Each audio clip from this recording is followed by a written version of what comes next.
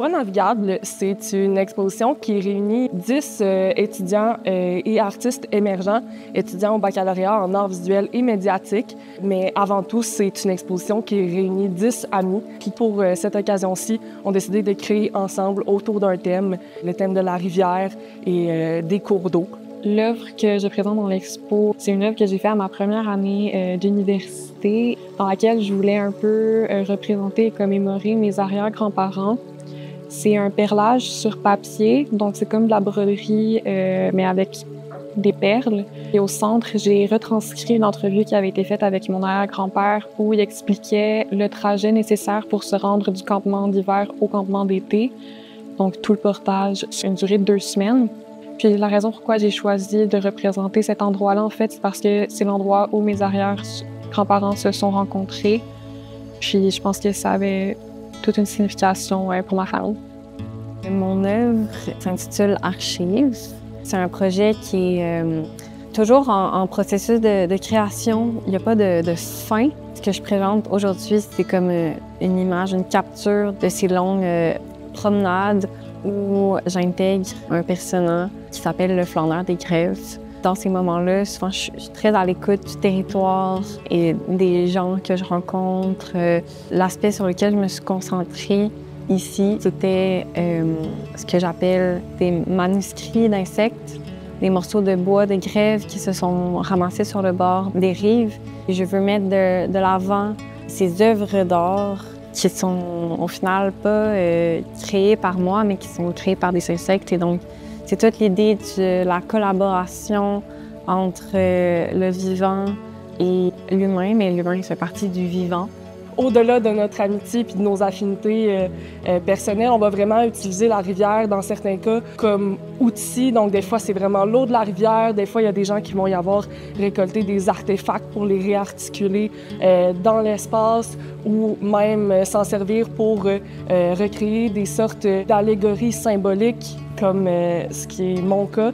Mon œuvre, c'est une installation qui porte le titre Naufrage 3.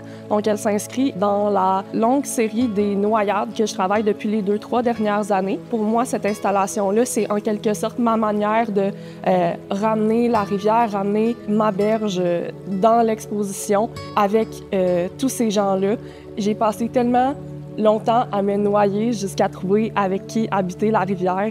Les gens avec qui j'expose ici, c'est des gens qui sont très proches de mon cœur. Le projet est très proche de mon cœur, fait que je suis super contente d'avoir ça dans l'espace ici. Mon inspiration vient surtout de discussions avec ma cocum. Je pense qu'on peut dire que c'est un peu un travail collaboratif dans ce sens-là.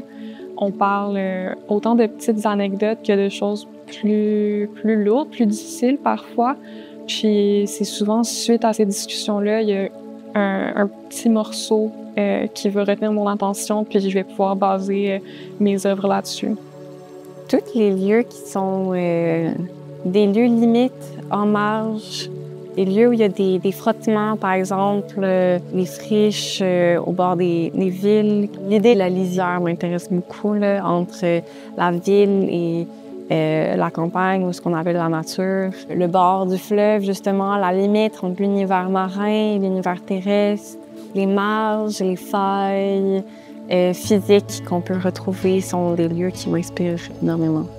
Le lieu qui m'inspire le plus ou que j'utilise le plus pour créer, c'est dans ma tête. Là. Ça se concrétise en remanipulant les choses, puis en trouvant des objets, puis ça peut arriver n'importe quand, puis n'importe où. C'est une prof en particulier qui s'appelle Marie Dauvergne qui m'a encouragée à explorer mes racines parce qu'il faut savoir que je suis née d'un père autochtone et d'une mère allochtone.